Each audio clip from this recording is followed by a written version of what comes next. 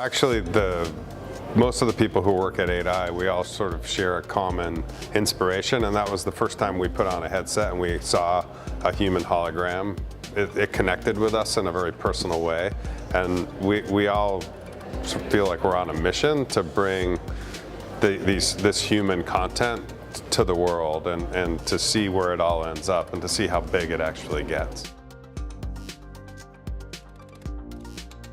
My vision is that in 10 years we'll be walking around, and just like now we always wear, an earphone and they're wireless. We'll have glasses. Those will also be wireless, and they'll be powered by the phone in our pocket, and it'll fill the entire world up with three-dimensional content.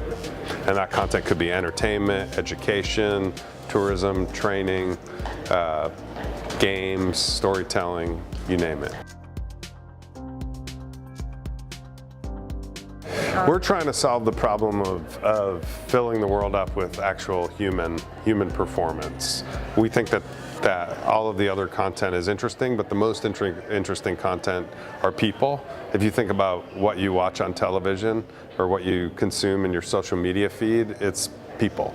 Because that's what we're conditioned to be the most interested in. And so someday you'll be able to use our type of technology to record an entire game of baseball, but the first thing to solve is that face-to-face feeling that you get when you're with a person in virtual reality or augmented reality.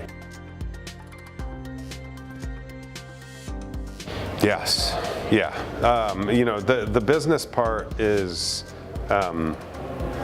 all still yet to be figured out. I mean, the thing that's really interesting for all of us working in this ecosystem of AR and VR is that it's a very hard problem, right? You go all the way from creating content to producing digital assets, compression, playback, and they're all really hard problems. And so we're all kind of moving at the pace of the slowest one. And so it makes it really difficult in 2017 to see how big a business it will be. And it's kind of not if, it's when. Is it next year? Is it in 5 years? Is it in 10 years? But if you believe in this vision of content, content is going to be three-dimensional and we're going to be immersed in it, then you can see that it could touch every single type of thing that we do, including commerce, but not limited to commerce.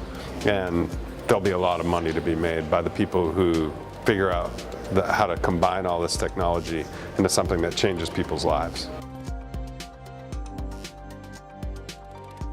No, I mean, there's a lot of hype, and hype isn't always helpful when you're trying to build a business. And for us entrepreneurs, it's really about looking for product market fit.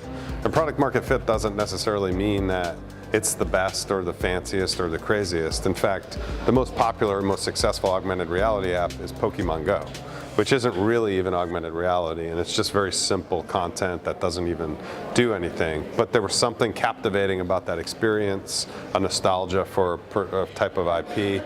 All of these things came together in a way where people spent hundreds of millions of dollars in a month just to collect Pokemon. And I think, for me, what I always tell our people in my company and our partners is like, let's focus on finding the experiences that are thrilling to people for whatever reason, and start there, and that'll drive the rest of the adoption. It didn't really die out. It was actually a victim of its own success. In the parking lot of my office, there's a Pokemon Go spot, and every day people still show up. And the other thing I like to remind people is, if you could start a business right now that made you $500 million in 2 months, would you consider that a failure? No. It's just really because we're so used to these hype cycles and people thinking that the only thing that's success is something of the size of Facebook. Like a $500 million free cash flow business, it's not a failure. And we would all love to build something like that just once in our lives. Oh, I mean, that's where the imagination and creativity of people, both inside of big companies and inside of small companies, needs to come from. What is it that we're going to do? And I always think about it in terms of disruption, right? Like, what is it that we do now in one way that could be done in a simpler way using augmented reality? And it could be something as simple as, right, navigation or tourism. You know, before the iPhone came out, we all had big books of maps in our cars, and when we wanted to go someplace, we opened up them, and that was nobody felt like that was really a terrible way to do things, but now we would be so frustrated if we had to do that to find directions to a place. And so something as simple as reimagining how you get from point A to point B could be $1 billion business in augmented reality.